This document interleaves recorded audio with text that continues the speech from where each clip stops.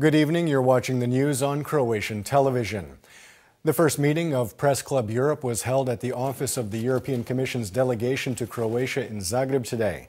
Attending the event was Prime Minister Andrej Plenković, who commented on the border dispute with Slovenia ahead of tomorrow's visit by his Slovene counterpart Miro Cerar. All we want is that the cadastral border from June 25, 1991 be applied and international law be respected. Croatia has never once gone to any one of its neighbors and demanded something that is neither realistic, nor do we have ambitions to do so.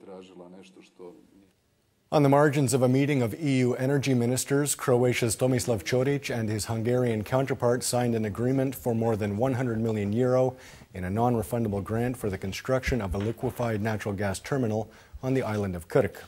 European Commissioner for Climate Action and Energy, Miguel Cañete, was on hand. Today's signatory ceremony, in line with the progress of the last 6 months of the implementation of the Energy Union and European Energy Security Strategy, is very important. I hope that the Terminal Krk and LNG Terminal Krk will be the Croatian, let's say, a sign and a step from the Croatian side for the diversity of gas supply for the whole Europe, and we hope that with all other partners we are going to finish this project successfully till 2020, and in 2020 we will have a new gas supply through Croatian side through the LNG Krk for the whole Europe. Thank you so much. The inaugural session of the Second Assembly of the Government Council for Croats outside of the Republic of Croatia was held in Zagreb today. The Council assists the government in creating and implementing policies, activities, and programs for Croatians living outside of the country. The Council is focused on 3 key issues: speedier access to citizenship, the introduction of absentee ballots, and cooperation in the fields of culture, language, and heritage. By forming this council, a platform has been created for the exchange of all good practices and interconnecting Croatians on a global scale. We have a powerful tool in our hands. We want the Croatian people to be united, regardless of where they live. I believe that the work of the Central State Office for Croats Abroad, the Foreign Ministry, and our diplomatic institutions are extremely important in encouraging you to feel connected and included in the political and social life of this country. Members of the Council were later received by President Kolinda Grabar-Kitarović. The President noted that from the outset of her mandate, she had insisted on strengthening ties with Croatians living abroad and making their return to Croatia easier. In line with my constitutional authority, I am committed to doing everything necessary to provide you political support in preserving national identity, culture, and the Croatian language, as well as ensuring you other rights you are entitled to according to international standards, while on the other hand making it easier for those of you that are interested in doing so to return to Croatia or come and live here for the first time. After being elected HNS Party Chairman yesterday, thereby reassuming the post he suddenly vacated 6 months ago, Ivan Vrdoljak held a press conference today at which he presented the party's future program. The HNS is a junior partner in the HDZ-led coalition government. Vrdoljak also commented on criticism from SDP MP Gordan Maras regarding his return to politics. That's history. I think we need to turn to the future and new methods of communication. We need to offer a smile and hope, serious work and results. His words will never produce results. Most MPs have drafted 2 healthcare bills aimed at stopping the exodus of medical professionals to other EU countries, where salaries and working conditions are better. One deals with the collective bargaining rights of doctors in the state healthcare system, and the other is related to the penal code and would introduce as a specific crime assault of a healthcare worker.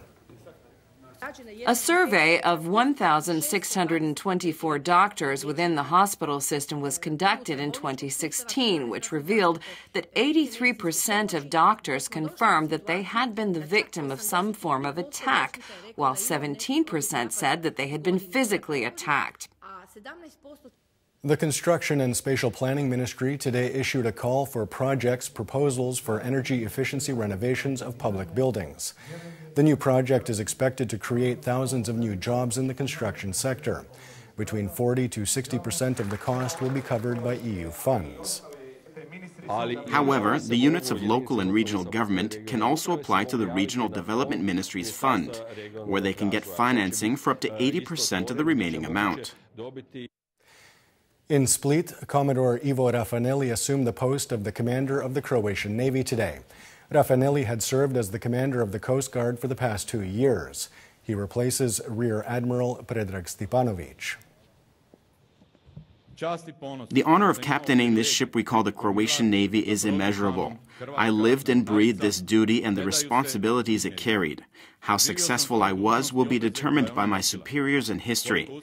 But first and foremost, you, my colleagues, cadets, NCOs, and officers. On the occasion of International Migrants Day, the Center for Peace Studies presented a survey analyzing how tolerant Croatians are towards foreigners. More than half of the respondents advocated open borders policy towards asylum seekers, while around 2/3 opposed erecting a border fence to keep illegal migrants out.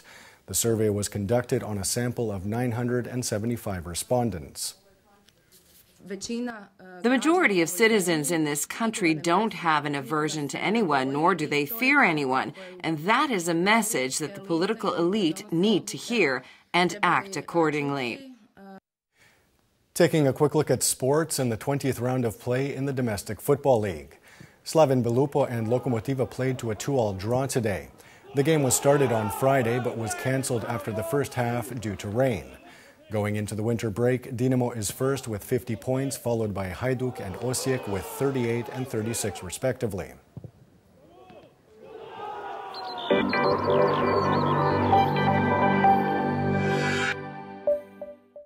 And now the forecast for tomorrow. Predominantly sunny with some morning fog and passing cloud cover in the interior. Winds will be mostly mild inland with a moderate northwesterly in eastern Slavonia. The coast will see a moderate to strong northeasterly, very strong at the foot of the Velebit mountain. Morning lows of -9 to -4 degrees Celsius in the interior, 0 to 5 on the Adriatic, will give way to highs of -1 to +4 degrees inland, 6 to 9 on the coast.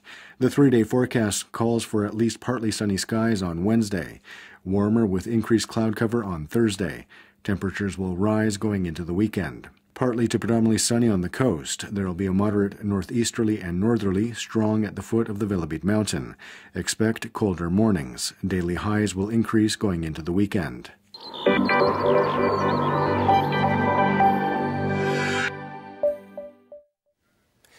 And that wraps up the news. Be sure to join us again tomorrow night.